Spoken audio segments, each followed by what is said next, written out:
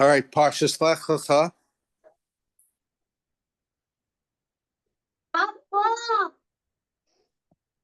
Okay, Parshas Lecha.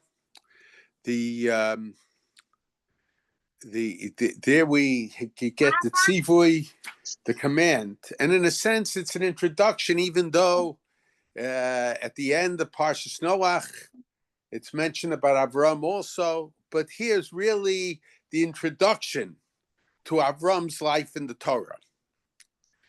Now, Chazal tell us, our sages tell us that about the episode of Kivshan Aish, how Avraham refused to worship idols and fought against the worship of idolatry, against Avodah Zarah, and how he, in the way it's recorded in the Medrash, how he destroyed the idols in his father's store, or whatever you want to call it. And because of this, he was thrown into the Kivshan Aish, in a burning furnace, and how miraculously he was saved. Now, and yet, there is no mention in the Torah about Avraham being saved from about the whole episode of the Kivshan Aish, about the Mesiras Nefesh, about the Kiddush Hashem.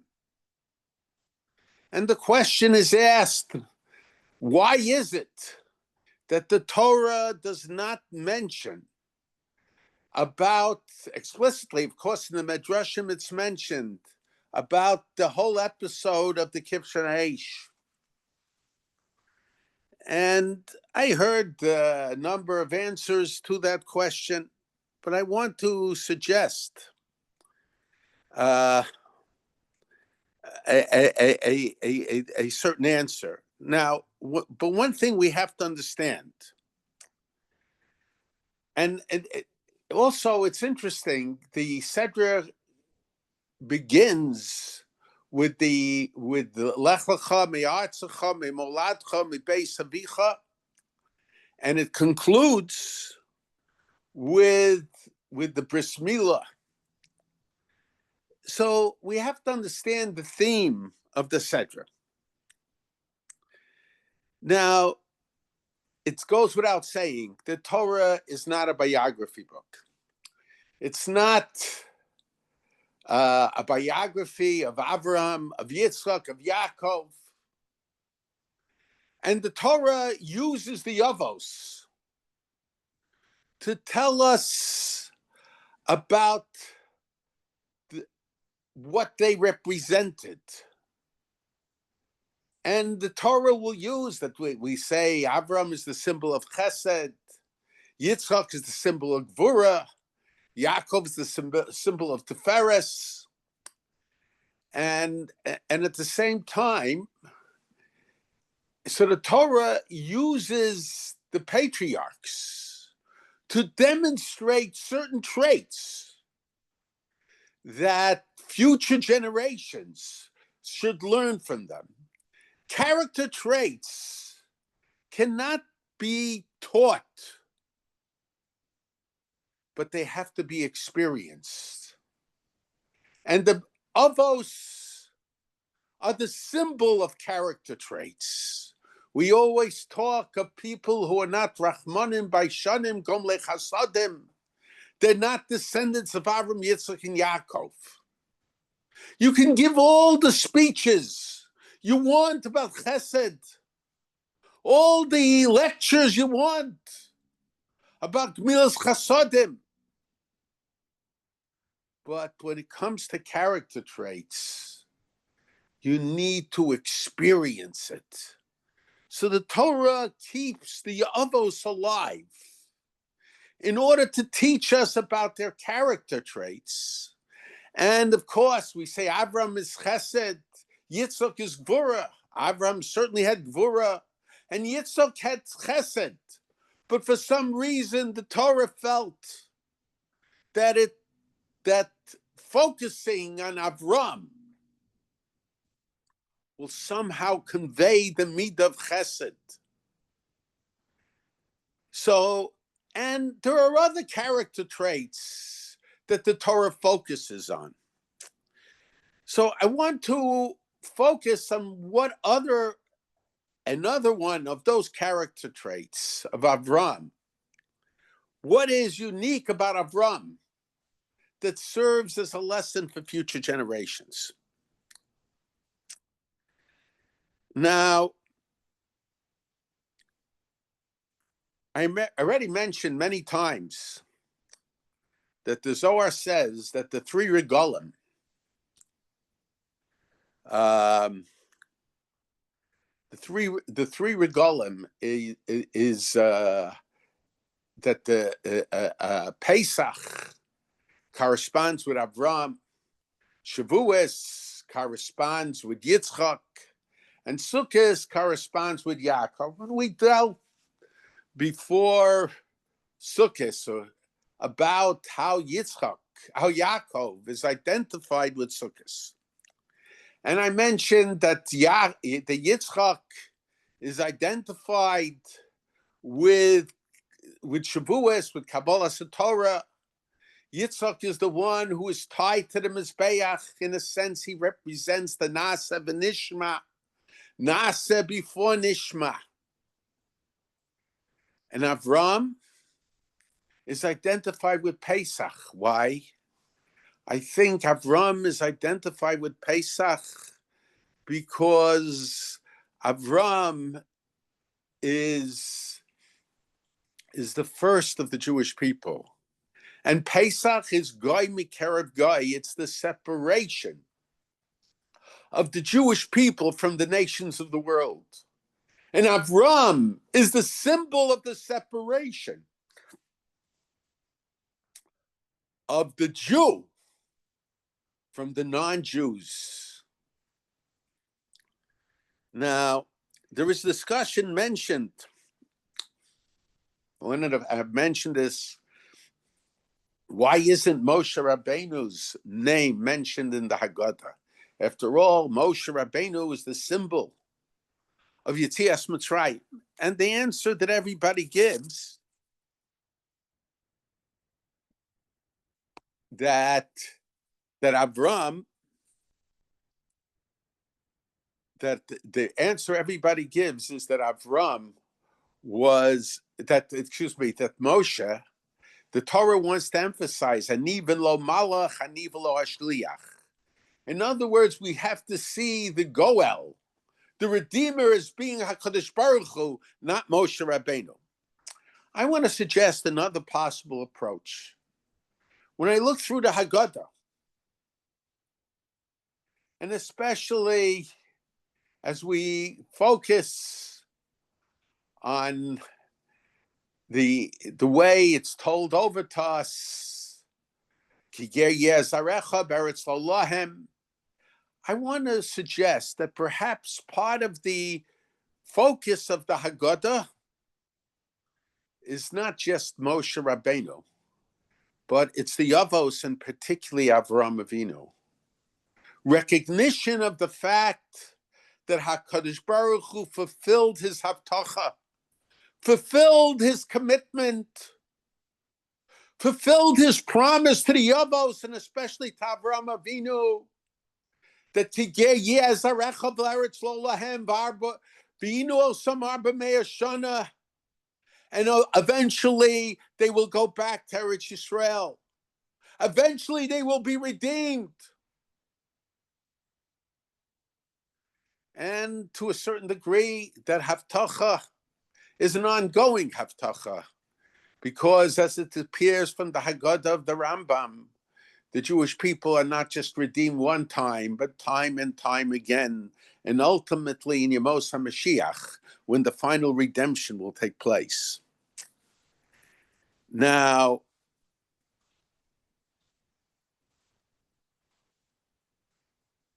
Avraham, the Avraham there is a machlokus, a dispute about about there is a dispute about the between I don't know if I choose the word dispute.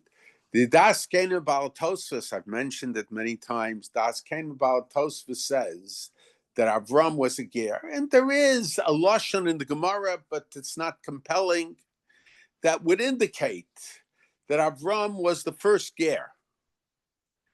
Now, but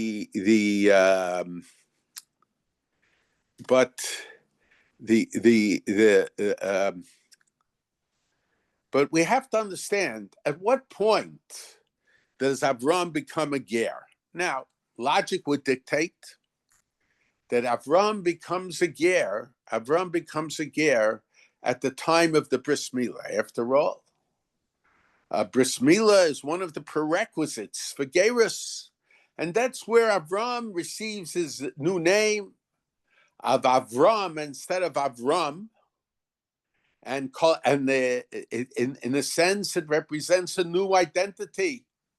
It represents the idea of ger shenis gayer kekatan shenolad dami. However, the Brisker Rav, he seems to disagree with the Das Kenu Baal Tosfos. And he says that you can't suggest that Avram was a ger, because Avram is the foundation of the Jewish people. A ger is someone who joins the Jewish people. Now, the way I understand it is, and it's based on what I've heard from my father. My father would always say that the word ger, he would say, Rishonim mentioned this, that the word ger comes from the word gargir, a seed. A seed is something that doesn't have roots. And the avos, a ger joins the Jewish people. He joins a people that he does not yet have roots in the people. So Avram, who is the foundation of the Jewish people, couldn't halachi be considered a ger.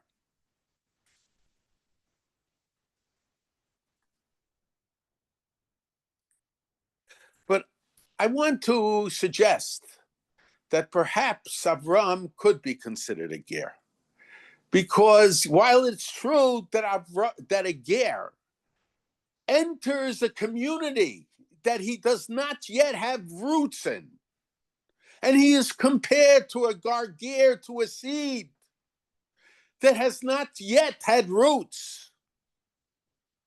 But a ger can be considered as a ger as somebody who doesn't have roots from another perspective.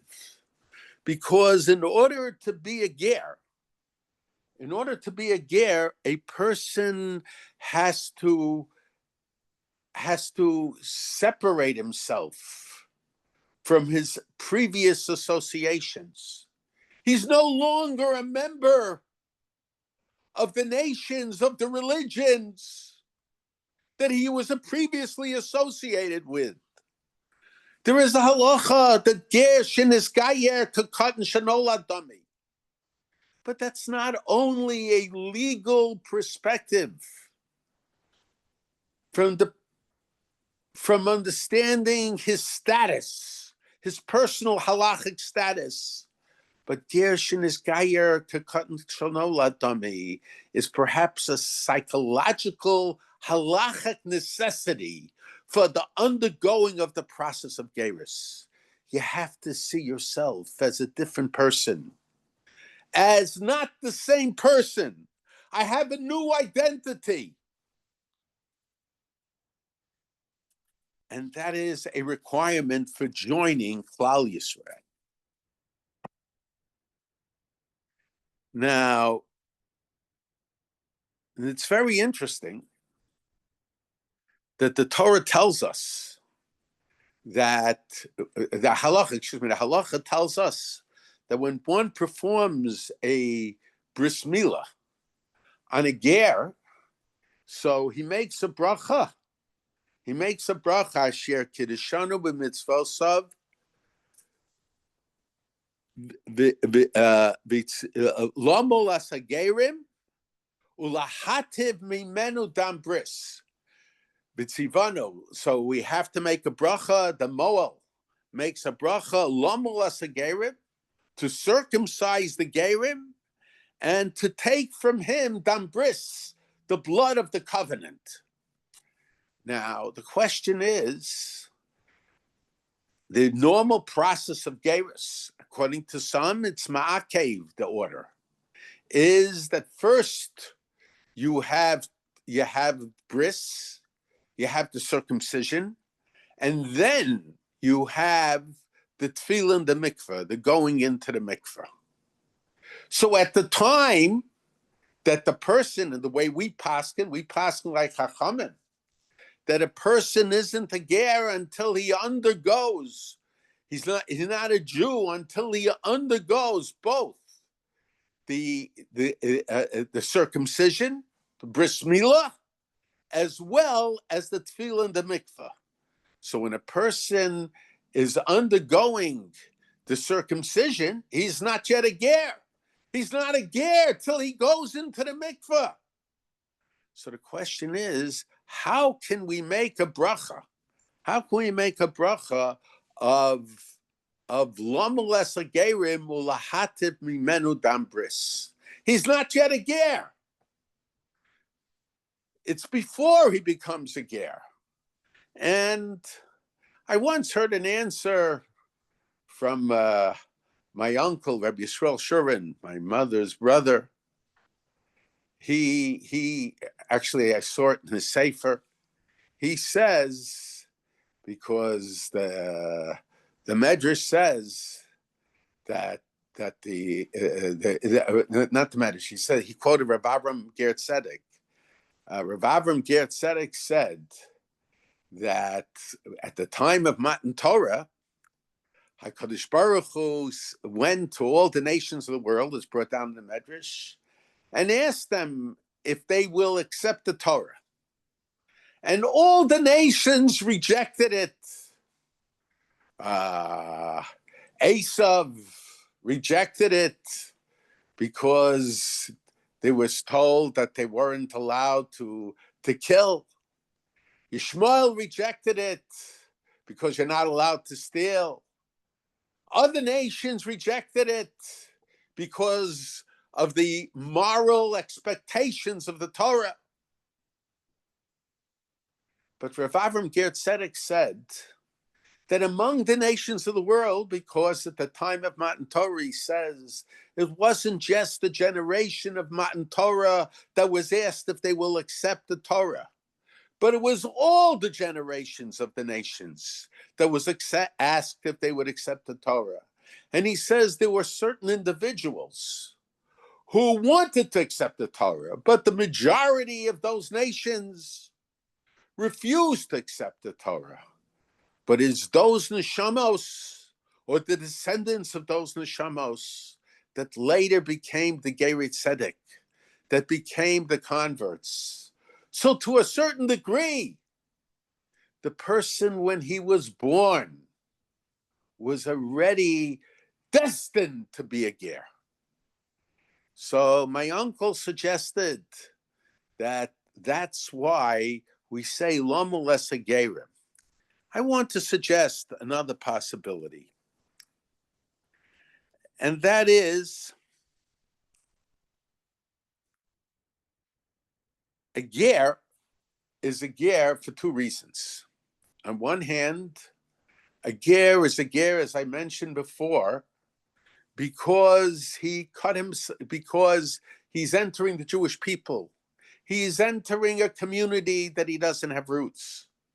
But then he is also a ger because he cut himself off from his previous roots. And it's very interesting. The Gemara says, so we could suggest that the ger, when he begins the process of Geirus, and the process of Geirus begins with his being accepted for bris milah, or perhaps even before that. So he's already a ger. He's not yet a Jew. But the prerequisite for Geirus is cutting himself off from his past, cutting himself off from his past. So because of that, we can make the bracha lomul asagerim ulahatev mimenu dambris, to circumcise the ger, because he might not yet be a ger in being part of the Jewish people, but he is a ger because he cut himself off from his past associations, his past affiliations, and his past families from a status perspective, in order to enter eventually the Jewish nation. And it's interesting, the Gemara in Yevamos tells us that after Bezdin questions a ger, a candidate for Geirus, and they ask him all kinds of questions, and he answers the questions properly, and the Bezdin recognizes his sincerity. Mulin osumiyad. So the Bezdin arranges for his bris milah, for the circumcision of his Geirus process right away. And the Gemara asks, why is there an emphasis of miyad, right away? And the Gemara says, because we don't postpone doing mitzvahs. In other words, the mitzvah of doing Geirus on a candidate who is deserving of Geirus and requests Geirus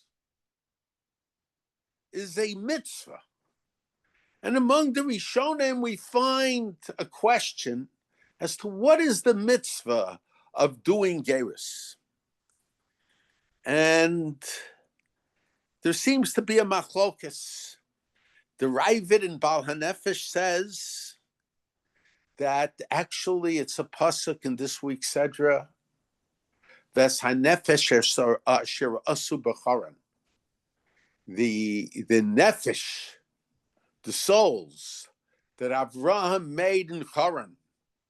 And the Medrash tells us that Avraham Megaya Gerim, Avraham would convert men, and Sarah Megayeris Nashim. Avraham Megayer Anashim, the Sarah Megayeris Nashim. In general, just as a side point, not relevant to the main theme of the shir today, but whenever it comes to doing kiruv, perhaps it's important to learn a lesson from Avraham Avinu, that in being mekarev people, the focus of the kiruv should be from male to male and from female to female. So the Gemara says, so the Ravid says that the mitzvah, where do we see there's a mitzvah to Megaya Gerim in V'hanefesh Asher Asu B'Charan?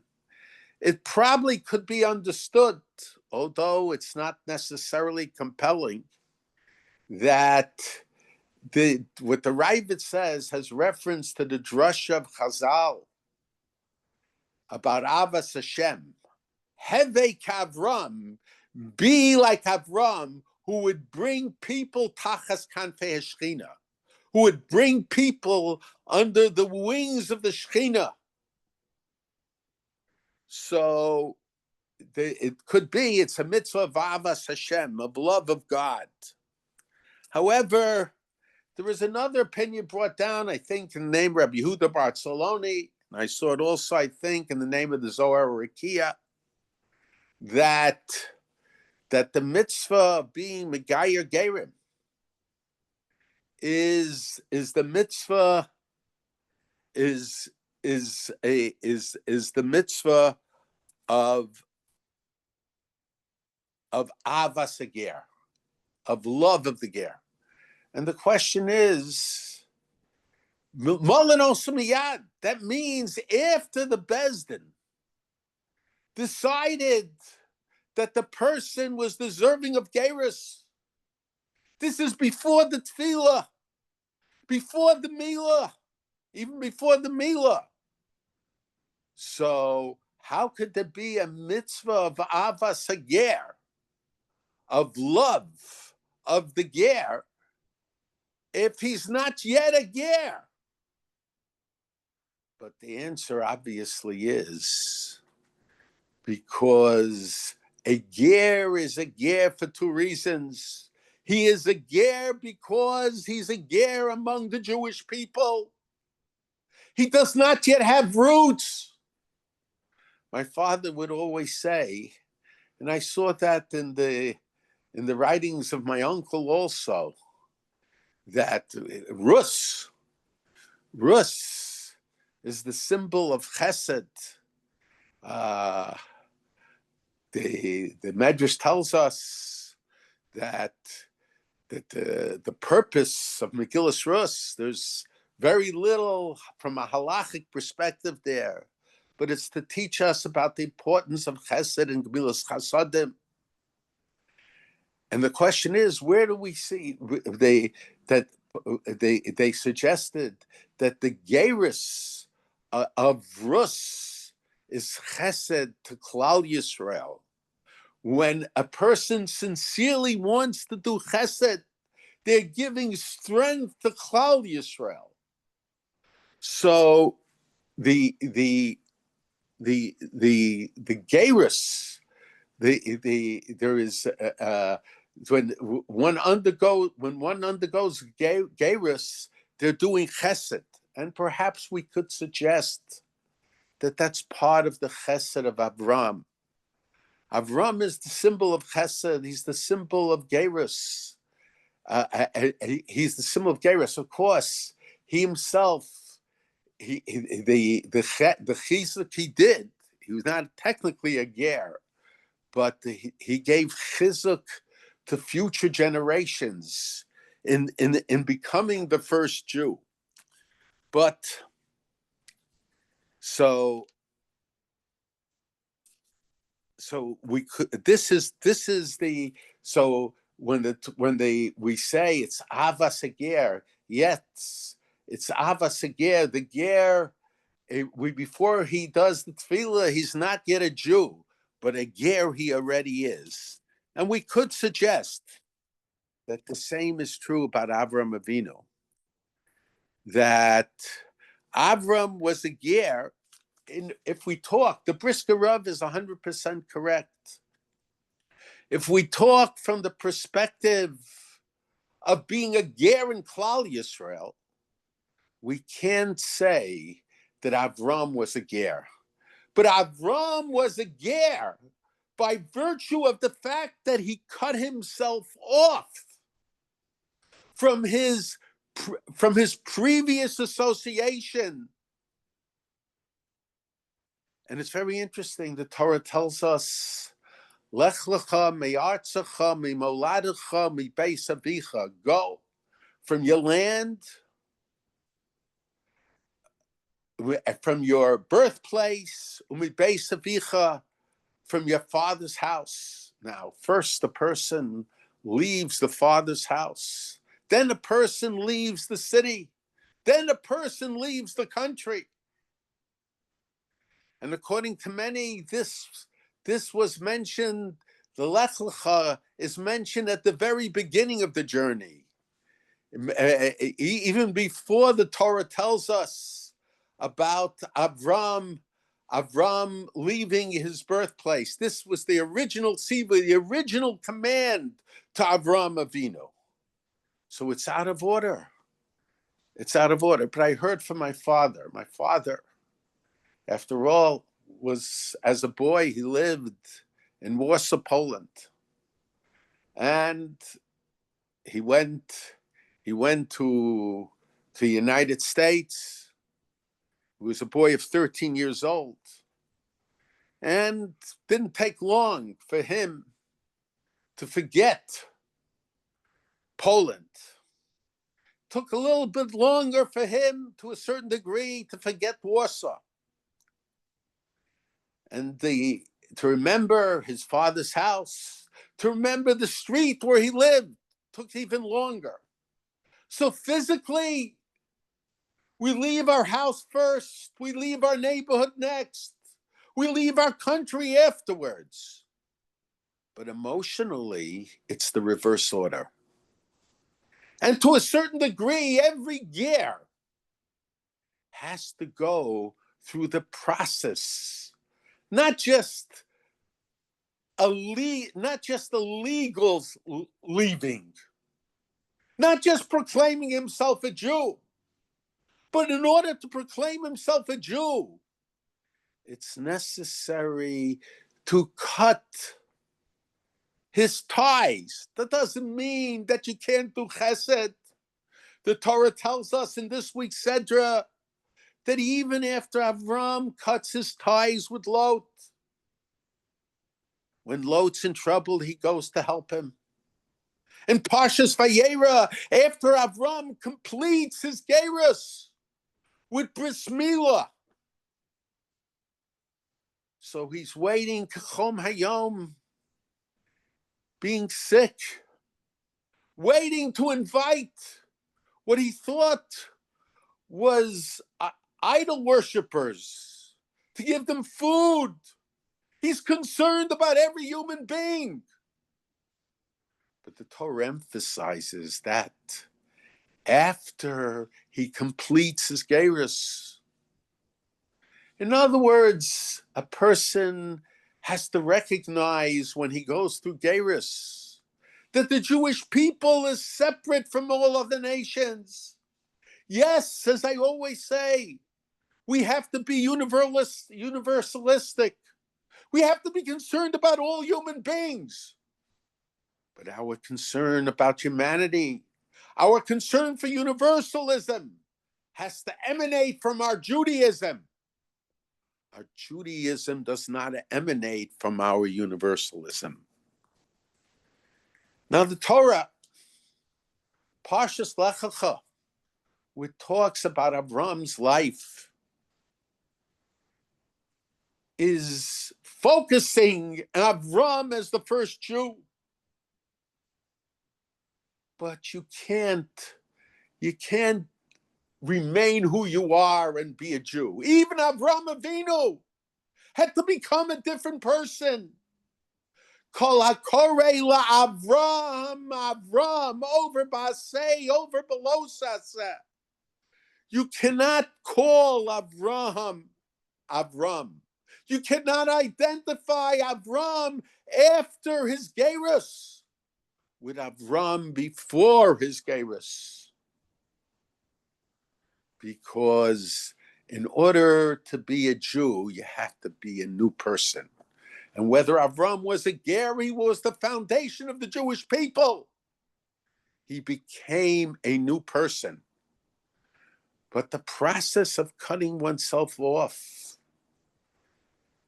especially as a demonstration for future generations, for future gerim, and to a certain degree for Jews of all generations, can't be done in one moment. Sometimes it's a process. And that's what Parshas Lecha is about. Lecha starts with Lech Lecha mi'artzecha mi'moladcha mi'beis avicha. Separate yourself emotionally. Yes, you want to stay with your father eventually, and your father might start off on the journey with you, but you have to cut yourself off from your past. And yes, Lot will go with you, but when you see that Lot has a different perspective than you have to cut yourself off from Lot as well. And the Geirus concludes with the Bris Milah. But Lecha is also the part of the Geirus of Avraham Avinu. because Geirus necessitates that I am separate from the rest of the world. Avram is called Avram Ivri because Kala Olam Kula is on the other side. And Avram is ready to stand alone. And we as Jews have to be ready to stand alone. And we cannot be impressed with the perspectives and the attitudes of the nations of the world when that runs counter to our perspective of what is proper for the Jewish people. Now, it's very interesting that in the Haggadah,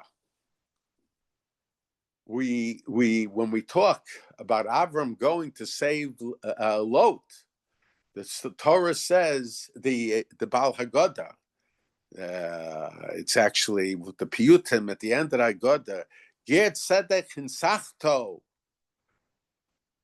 B'chatzos Laila. It refers to Avram being successful in his war to save Lot, and refers to him as a Ger Tzedek. And this was before Avraham had the bris milah. So the question is, how is it that he's called a Ger Tzedek? Ger Tzedek is used when we talk about person who became a ger with full commitment. So how is it possible that at that point he is called a Ger Tzedek? And we could say that from the Piyutim, there are two ways to look at Yetzias Mitzrayim, to look at Jewish history.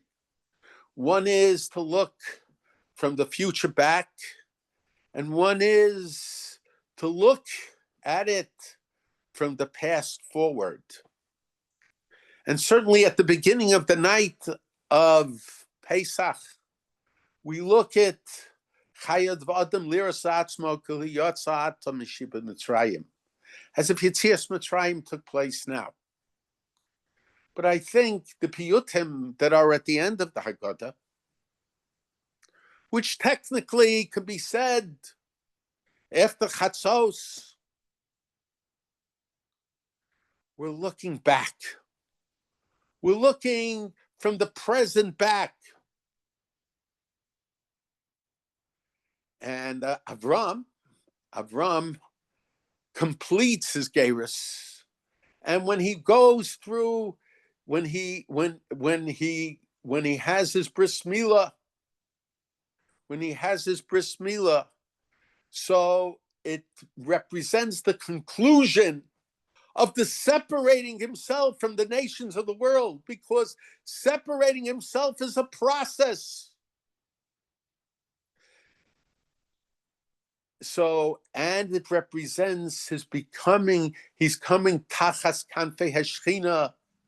So it's looking backwards, but we could suggest no, it's looking forwards. And at that point, he was a Ger Tzedek. But how was he a Ger Tzedek? He did not yet go through. He did not yet go through Milah. He did not yet go through Tefillah. How was he a Ger Tzedek at that point?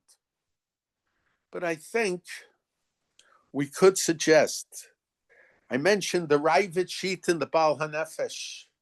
He says the mitzvah of doing Geirus is at the beginning of this Tzedek, Ves HaNefesh Sarasu B'Charan, that Avraham took the Nefesh that he made in Charan, those that that underwent Geirus.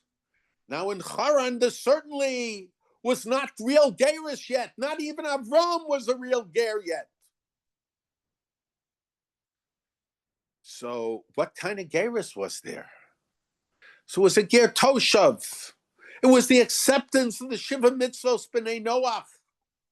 But the Shiva Mitzvos B'nai Noach is not full Geirus. So how could the Ravid say that the mitzvah of doing Geirus is learned out from Ves HaNefesh Shirasu B'charan. At that point, there was no real Geirus, it was just Gerei Toshav. But the answer is, at that point, that was the highest form of Geirus.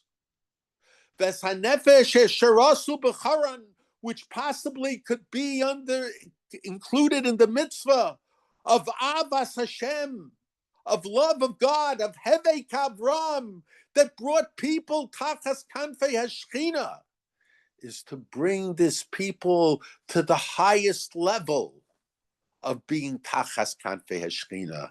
And at that point in history, that was the highest level possible. So when Avraham went out to save Lot, he is identified as a Ger Tzedek, because even though the Geirus was not yet complete, at that point, that was the highest form of Geirus possible. And the highest form of Geirus possible, that's a Ger Tzedek. Now, but the question is, why reference this in regard to going out to save Lot?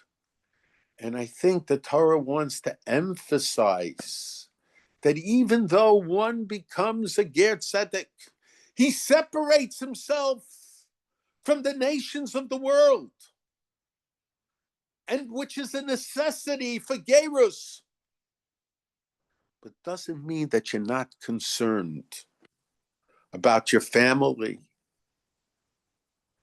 We find that the Medrash mentions by Moshe Rabbeinu, I've mentioned it before, that Moshe Rabbeinu, when he got the tzivui from HaKadosh Baruch Hu, when he got the command from HaKadosh Baruch Hu to go back to Egypt, to redeem the Jewish people, he said he has to first go to Yisrael.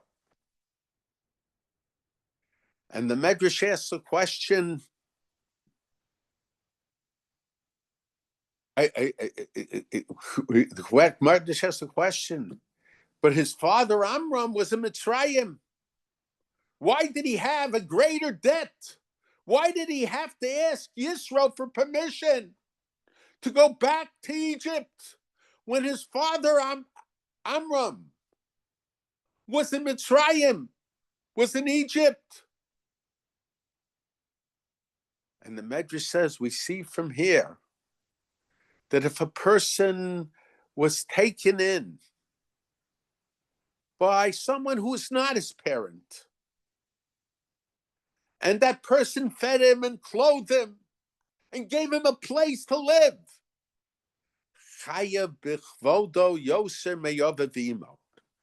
he is required to show respect to him more than his parents, more than the respect he has to show to his parents. Now, putting that question aside, but there's another point. Yisro wasn't a Jew. And Amram was certainly a Jew. Amram was the leader of the Jewish people in Mitzrayim. But nevertheless, he was chayav to show respect, gratitude, hakaras hatov. It's unfortunate that very often when Geirus takes place, and I'm not talking where lack of concern for the natural parents interferes with their observance of mitzvos, with their dedication to Torah, dedication to HaKadosh Baruch Hu. But where the parents, the natural parents, don't interfere, that people are told not to be concerned about them, as if they don't exist. So the Torah wants to emphasize, yes, you have to separate yourself in terms of your identity. But it doesn't mean you lose your humanity. It doesn't mean that you lose your hakaras hatov. You have to have hakaras hatov. You have to be concerned, just as Avraham was concerned about 3 people that he perceived to be wanderers in the desert. And even Avraham was concerned about Lot. So the Torah, the Baal Haggadah is emphasizing that even though Avraham was a Ger Tzedek, he separated himself completely. He separated himself from his father's house. He separated himself from Lot, who accompanied him on the way. But nevertheless, he did not abandon them. He separated himself.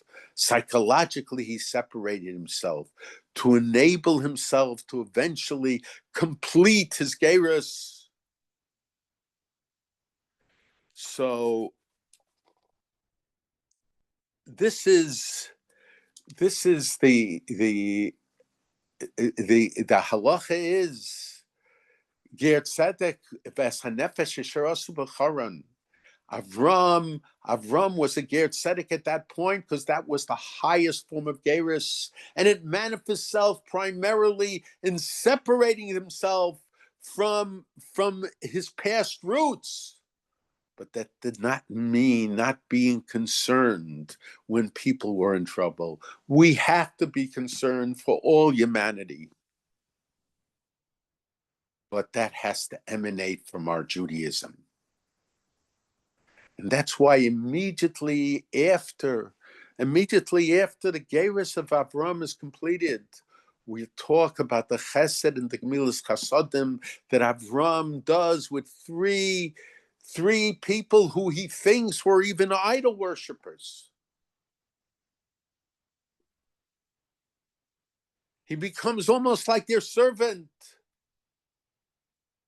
He serves them food. He begs them not to leave.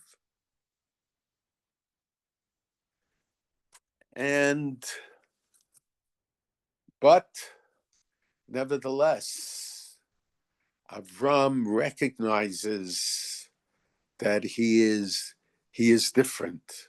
He's separated. And the bris milah is the conclusion of that separation. And I want to, so Parshas Lecha, for the main part, is the Geirus of Avraham Avinu, the separation of Avraham. Kivshan Aish talks about Avraham before he separated himself. Avraham was a tzaddik gamur.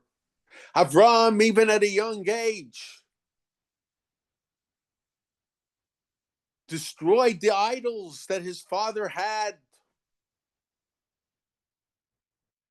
He risked his life. But the Torah wants to emphasize to us, Avraham is the first Jew. And the episode of the Kivshan Aish, that happened before Avraham was initiated in the Geirus process of separating himself and ultimately completing that Geirus. And Avraham, while he might not have been a ger in the sense of being, because he was the foundation of the Jewish people, but he was a ger in the process of separating himself from his background. But nevertheless, he remained dedicated to all of mankind. And it's interesting, Avraham, who separated himself, the symbol of separation, is probably the most universal religious figure there is. Everybody identifies with Avraham. And a reason I want to mention this, and I've talked a lot about it because recently many rabbis have come and issued all kinds of statements, almost as accusatory of the Jewish people and of the Jewish nation, regarding the people of Gaza. How the Jewish people they join and accuse, they join the anti-Semites. They become like the Mishyavnim who joined Yavan, who joined the enemies of the Jewish people, accusing them of genocide, of not allowing food into Gaza, when it was well known that the Hamas, the murderers, who the people of Gaza celebrated their accomplishments in killing Jewish people and putting Jewish children in the oven in front of their parents.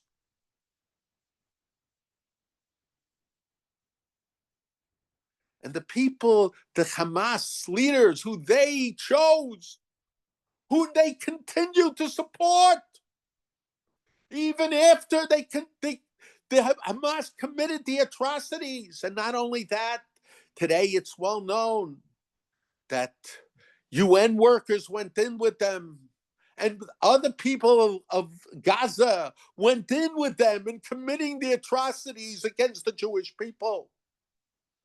And Hamas was depriving them of getting the food. And these rabbis, ignoring the facts,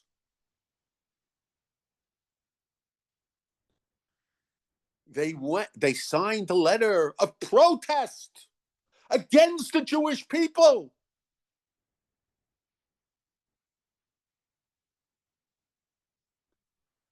Why is it that way? Because, unfortunately, the position they took amplified the attitude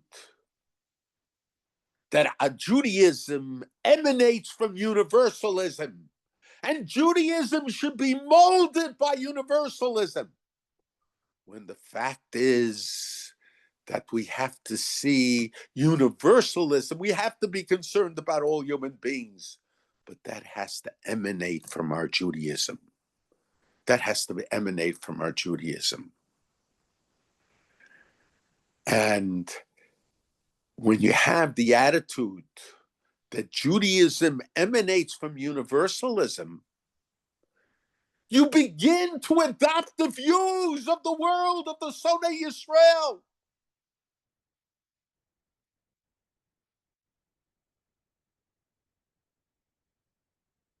You begin to believe all the charges that were made against the Jewish people. Do you think Hitler, Yamach Shemo,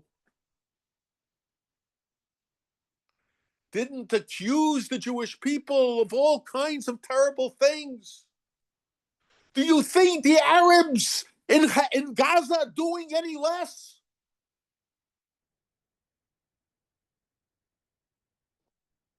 You have to understand, the people of Gaza supported Hamas. They empowered Hamas.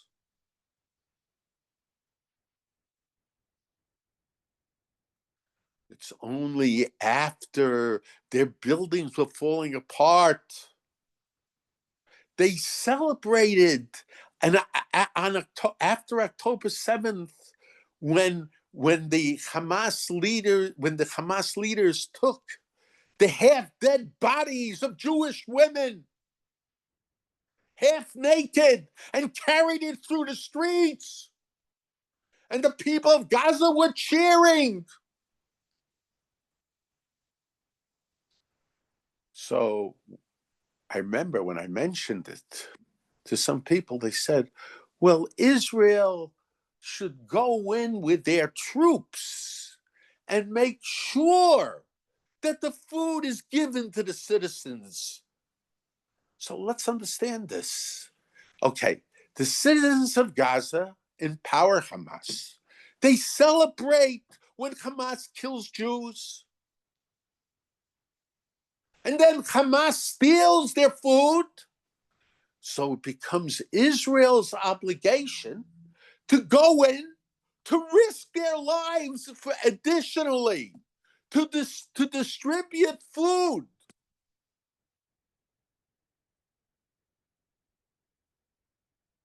And if it's just starvation, there are people starving all over the world.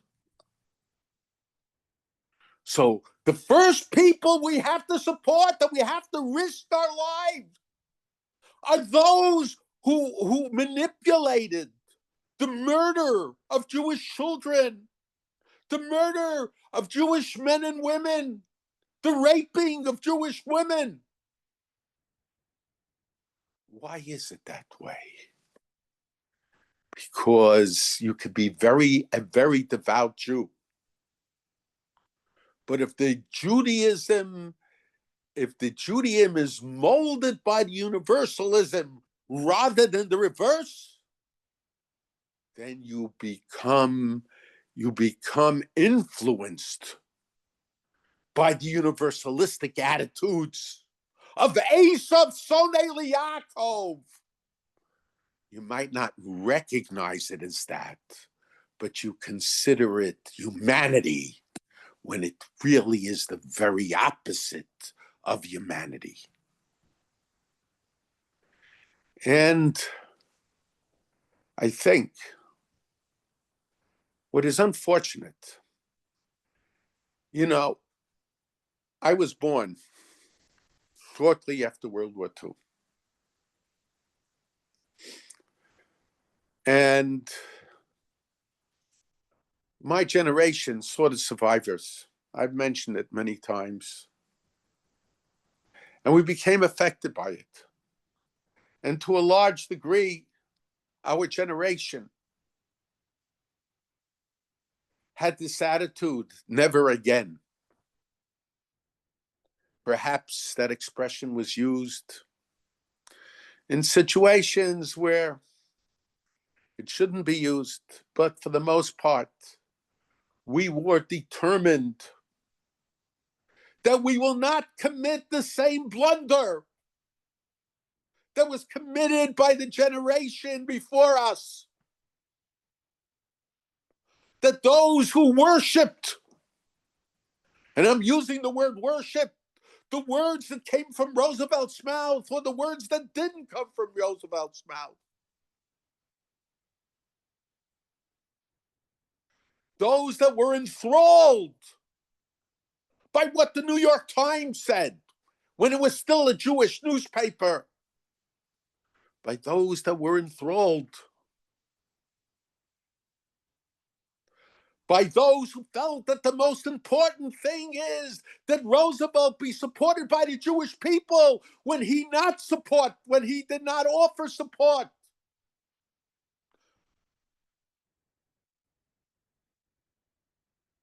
When so many followed those who said, follow Roosevelt blindly. And because we followed Roosevelt blindly, so many Jews went to the concentration camps. Because we wanted to be identified with a certain political attitude, a political movement.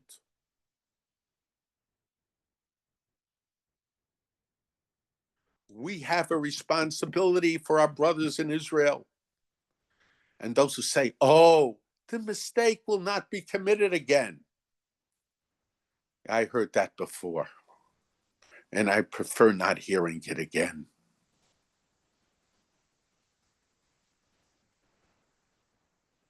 So many times. How many wars did Israel have? And you didn't have to worry. They learned their lesson. You see, They talk about peace. And the day after the peace agreement is signed, they're already killing Jews.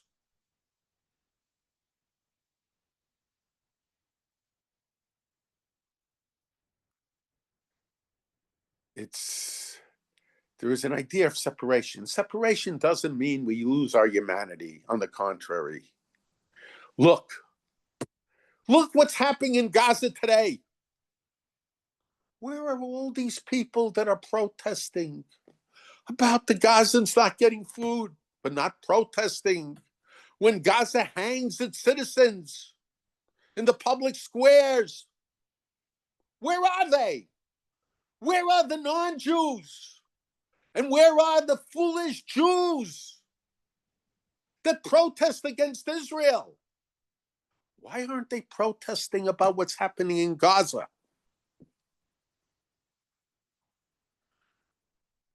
When their Judaism is animated by universalism,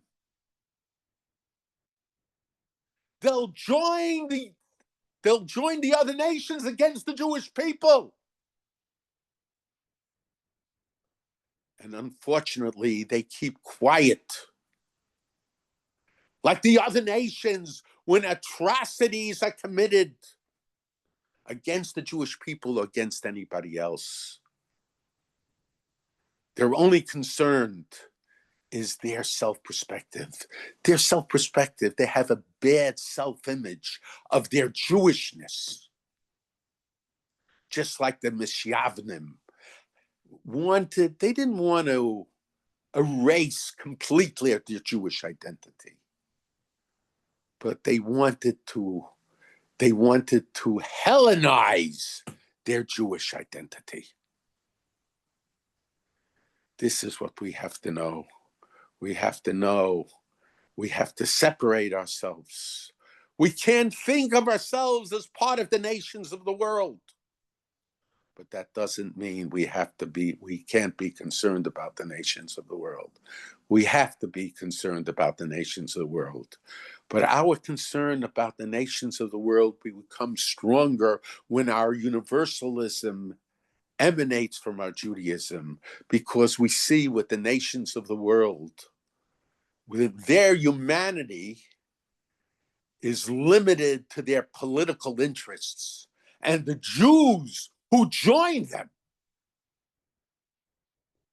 also, unfortunately, get that attitude as well. We don't see them protesting. So many people have been killed in so many different nations. Where are all these people that are protesting on the college campuses?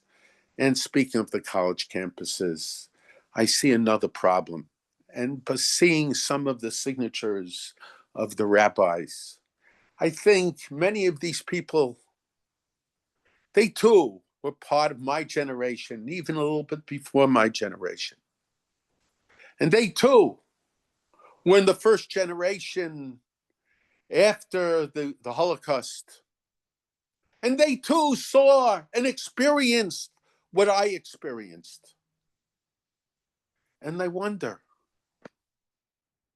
how is it that they could sign such a foolish letter? And the only answer I have is that we have two forms of Masorah taking place today. We have the Masorah of our ancestors, the Masorah of the previous generations that is handed down from generation to generation. And the Masorah, of course, contains the Torah, it contains the Halacha. It contains learning Torah, it contains attitudes. And of course, sometimes different generations, somewhat the attitudes have to manifest itself a little differently.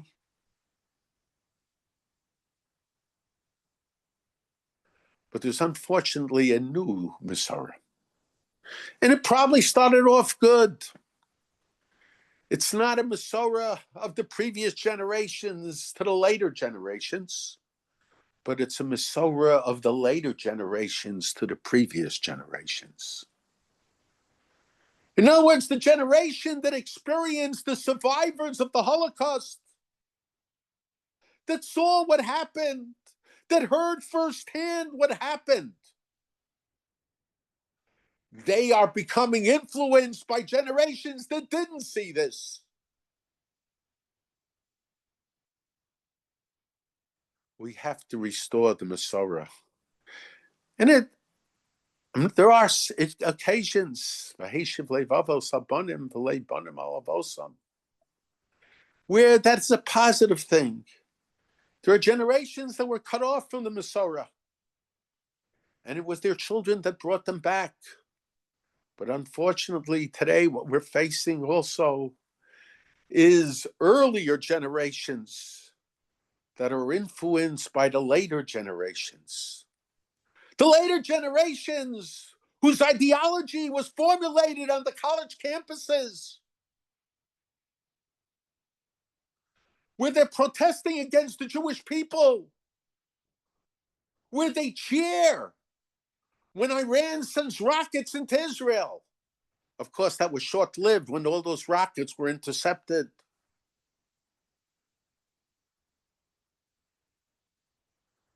Why?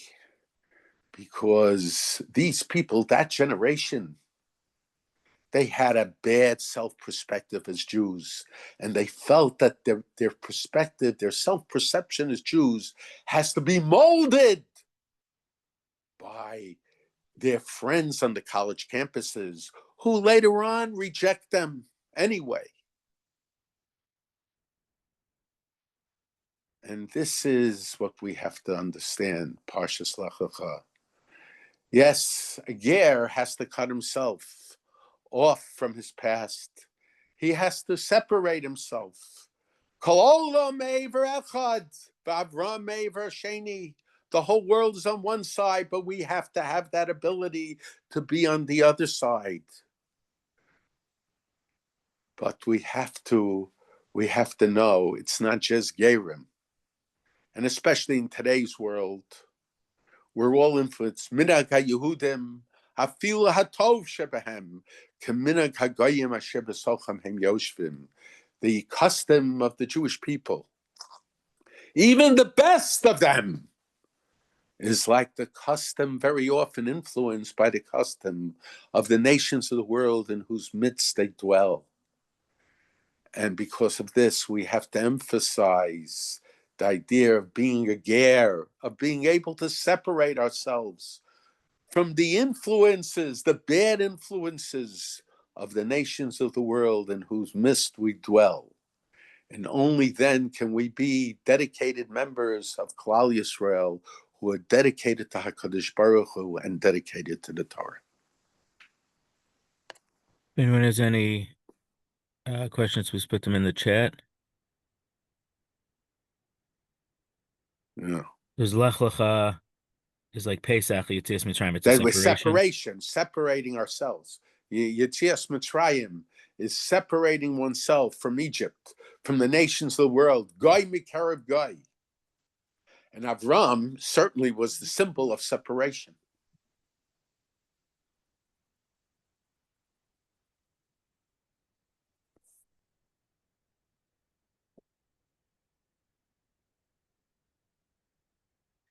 Okay, no other questions.